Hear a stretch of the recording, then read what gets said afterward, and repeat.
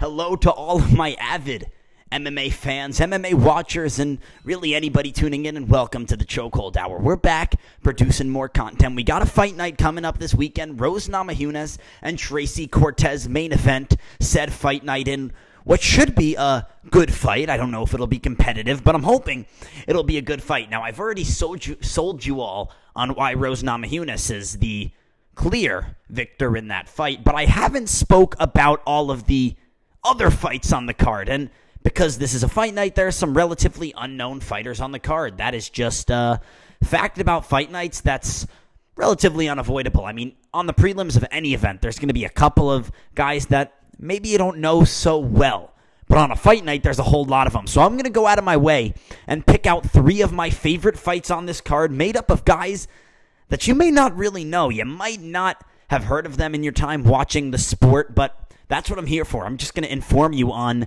these guys, their fighting styles, these fights, and why they're going to be freaking awesome fights to watch, hopefully. So let's start off with a banger at the middleweight division. We got Abdul Razak Al-Hassan versus Cody Brundage. Now, the reason I like this one is because I don't see it going to a decision. This fight is going to be done within 15 minutes, and I'm relatively certain of that. Let's look at Razak Al-Hassan. He's a powerful striker. His fights don't really go the distance. When he wins, it tends to be by knockout. The best wins of his UFC career are, he beat Nico Price, and this isn't the Nico Price we know now. It's not the Nico Price who got knocked out by Robbie Lawler.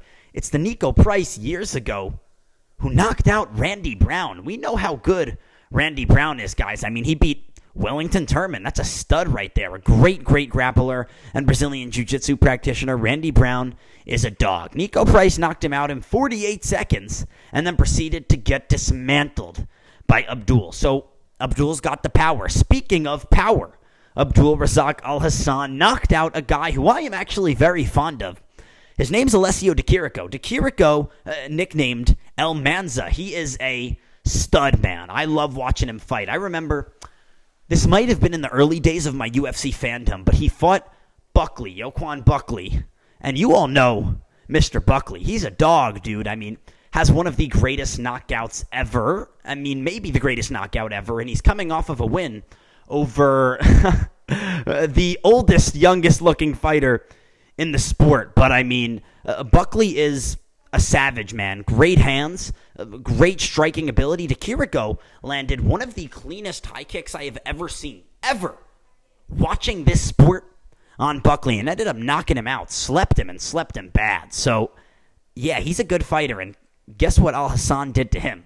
The same exact thing Di Chirico did to Buckley. He threw a nasty high kick of his own. Down goes Alessio. Good night, Irene. Abdul Razak Al-Hassan earns a victory by knockout. Now, funny fact about Abdul, this is why I think, or at least it's part of why I think this fight is not going the distance. 8 of his 12 UFC appearances haven't gone the distance. Now, has he won all of those fights? No, it's a mix. It's definitely a mix, but none of those fights have gone the distance.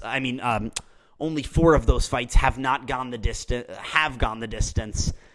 Abdul likes the firefight. He likes to throw, lives by the sword, dies by the sword. That's that. Let's move on to his opponent, Cody Brundage. Now, 7 UFC appearances for him.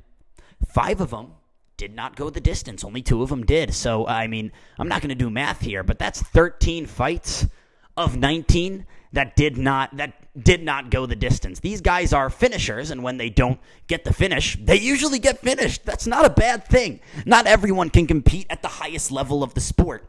These guys don't necessarily do that, but they do put on a show. And that's really all Dana White's looking for guys like these 2 who fight on the earlier end of the main card, like this weekend, or sometimes on the prelims. Cody Brundage is a strong, physical dude coming off of a loss to Bo Nickel, but who can fault him for that? Nickel is on his way to possible greatness, already achieved greatness in collegiate wrestling. He's one of the best pure wrestlers in the sport at the moment, maybe the best. I'm not saying he's the best martial arts wrestler, but pure wrestling, a wrestling match, I don't think there's a guy in MMA that could beat Bo Nickel. Bo Nickel's a savage, and Cody Brundage displayed an ability to physically impose his will, so to speak. Even though he lost that fight, he threw Bo Nickel off of him at one point in that first round like no one ever has. Cody Brundage is a strong dude.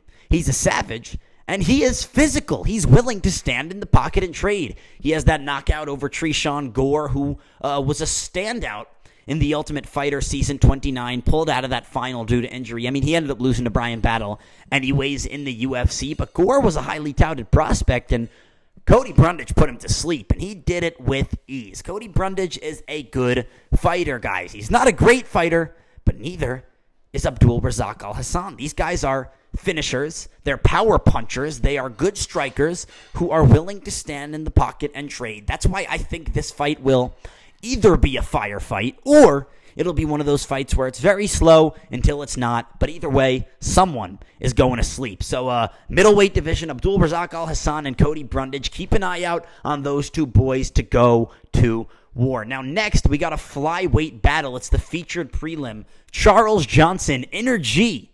Charles Johnson taking on, the man himself, Joshua Van. Now, Josh Van is a hot prospect in the UFC. Had a fight booked with Tyra pretty recently. That was going to be an entertaining fight.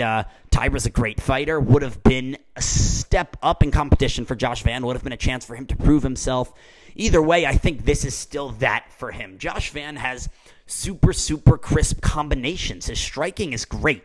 When he fights and he's striking, when he is exchanging on the feet, it's like a waterfall. The strikes just keep on coming. They're endless. There's no stop to them. His combinations extend past just 1, 2, and 3 punches. They go to the 4th punch, maybe the 5th kick, the 6th punch, the 7th knee. He just keeps throwing, and it's relentless pressure, at least when he is in pursuit of a combination. Josh Van is a flowy striker. That's what I like to call him. I mean, his recent knockout over Felipe Bunes was awesome to watch. If you're an MMA fan, that's the stuff that gets you into the sport. He just threw punch after punch after punch, then landed some nasty knees until Felipe just said, "Get me the heck out of here." Just was in a submissive position. The fight was over, and Josh Van did him in. Josh Van, undefeated in the UFC, 3-0, hasn't fought any real competition yet.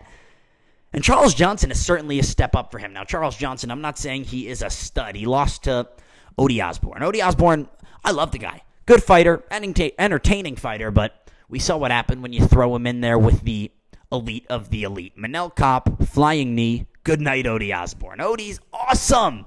He's awesome, but he's not elite. Charles Johnson did lose to him, but Charles Johnson has a Muay Thai base. He has a 4-inch advantage in height over Josh Van with a 5-inch reach advantage. So take the Muay Thai abilities, his striking abilities, his ability to hurt people on the feet with elbows, knees, punches. He has a variety of tools, sharp edges in the toolbox. If he can combine that striking with his reach advantage and height advantage, he does have the physical tools and martial arts abilities to just keep Josh Van at bay, pick him apart for 3 rounds, and coast his way to a decision win. Charles Johnson is a tall, lengthy fighter, and Josh Van, I mean, that's the type of fighter that's built to beat Josh Van. Josh Van has to do a lot more work to win this fight than Charles Johnson, because Van has to battle his way inside until he's found some sort of range or a point where he can hit Johnson. Johnson,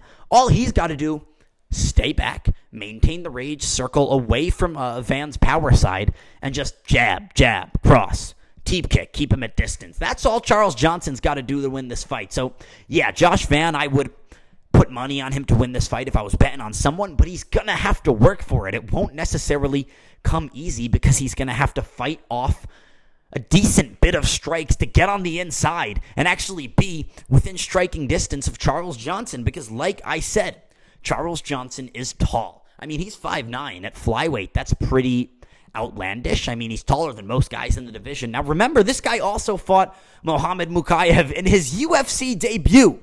So he's really about that life. It's any time, anywhere for Inner G. I mean, I'm taking Josh Van to win this fight, and I'm taking him to do it inside the distance. But don't be surprised if somehow Charles Johnson can stop the prospect and kind of just pick at him for 3 rounds and coast his way to a decision. Even if he can't make it all 3 rounds and ends up getting caught at some point, don't be surprised if he makes Josh Van work for that knockout and at least pick him apart from the outside for a little bit, maybe a round and a half, until Van can battle his way inside, until he understands the timing of Charles Johnson's strikes, can evade said strikes, get in the pocket, and do his work. So yeah, look, I'm looking forward to a battle of striking. I'm looking forward to a battle on the feet, no grappling. I don't think it'll be a snooze fest. I do think it's going to end in a finish, and the winner will be Josh Van. But like I said, Josh Van's toughest test in the octagon comes this weekend against Charles Johnson. Now let's move on to our final fight that I'm going to talk about. These two guys may be a little bit more well-known than the guys I've talked about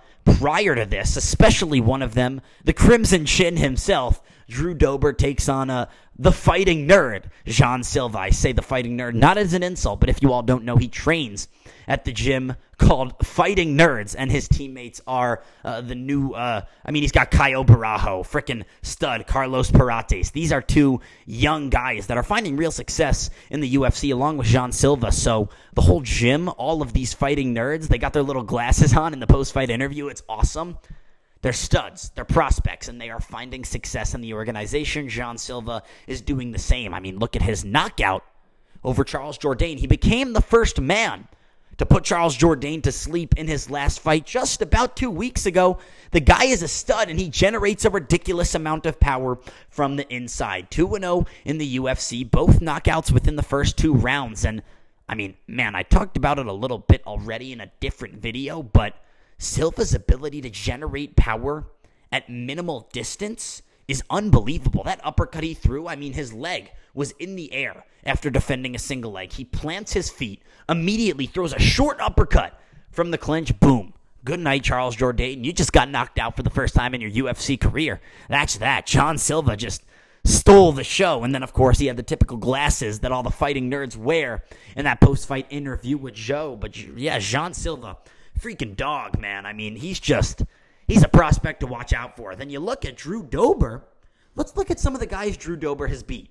Terrence McKinney, Bobby Green, Rafael the Turn Alves. That fight was awesome, by the way. Go check out those highlights if you haven't seen it. And then the prospect himself, Nasrat Hakparast. I mean, that guy was supposed to be the next big thing until he met a man named Drew Dober. Drew put him to sleep, and he put him out bad. Drew Dober is powerful. He put Bobby Green once again to sleep. Bobby was unconscious. I mean, I love Bobby Green. Love watching him fight. He's got a fight coming up against Paddy Pimblett. I don't like seeing Bobby Green get knocked out, but Drew Dober made that fight entertaining. And after getting pieced up for about a round, he said, all right, I'm ready to end this one, and said, bye-bye, Bobby. And that was really it. Drew Dober, freaking dog, man. He's got one-punch knockout power. I'm going to give you a statistic to prove that. His last 7 wins in the organization, his last 7 wins have all come by either clean KO or a TKO. Drew Dober does not like going the distance. When he fights, he finishes fights or he gets finished. Drew Dober enters the fire. He loves to brawl. He loves to exchange heavy in the pocket. He doesn't like to play around and dance around on the outside. That's just not who Drew Dober is. He relies on his chin that's held up for the majority of his career, other than that fight against Matt Frevola, and enters the pocket and says, F it, let's brawl. I'm ready to swing if you are. That's why I think this fight's going to be so freaking awesome. I mean, come on, man. 7 knockouts in a row for all of his past 7 wins. The dude is a freaking animal. Not only that, he's a little bit of a gatekeeper, guys. He doesn't lose to bad fighters. Matt Frevola hasn't necessarily reached championship level, but he's definitely a great fighter. I mean, he lost to BSD. But look, BSD's a stud. Just fought Dustin Poirier. He's got a main event against Renato Moicano coming up. The Frenchman is a freaking savage. He is a French savage. And yeah, BSD, I wouldn't want to see him in the octagon. Not many people do, so I can't blame Matt Frevola for taking that loss. But anyways, I'll stop rambling and tell you who Drew Dober has lost to. He's lost to Beneil Dariush, Islam Makhachev. I mean, guys, those are 2 of the best lightweights in the world, not just in the UFC, not just in MMA, in the world. I mean, Benny's great. Lost to Charles Oliveira, but who can blame anyone for losing to Bronx? Benny, I believe he was on a 12-fight win streak prior to that loss. I mean, Jesus, give the guy a title shot. He didn't get it, unfortunately, but He did beat Drew Dober, and Islam, I don't see anyone beating Islam for the foreseeable future. It definitely wasn't going to be Drew Dober. So Drew Dober loses to the best and beats everybody else. But I really think Jean Silva has a chance to be the best. I'm not sure if he's champ potential just yet. I think we have to see more octagon time from him. He has to do more in the cage for me to be like, okay, that guy is champ material. But what he has done is show me that he can hang around with a guy like Drew Dober at least. Charles Jourdain is just as good as Drew Dober, if not better. Now, big difference, by the way. That fight with Charles Jourdain was down at 145, and that's why Jean Silva missed weight. This fight with Drew Dober is going to be at lightweight, so it'll probably be a little easier for him to make weight. But if we're talking about power,